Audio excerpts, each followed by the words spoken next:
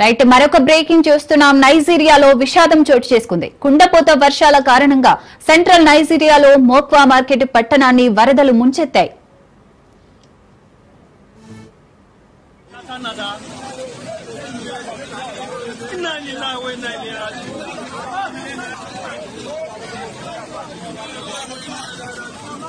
Right వరదల కారణంగా 151 మంది మృతి చెందారు.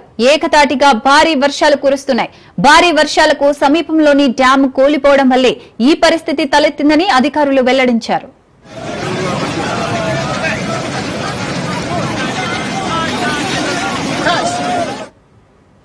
వరదల కారణంగా అధిక సంఖ్యలో ప్రజలు నిరాశ్రయులయ్యారు. మృతుల సంఖ్య ఇంకా పెరిగే అవకాశం ఉందని అధికారులు తెలిపారు. 500 ఇళ్లు ధ్వంసమయ్యాయి. 3000 మంది జనం నిరాశ్రయులుగా మారారు.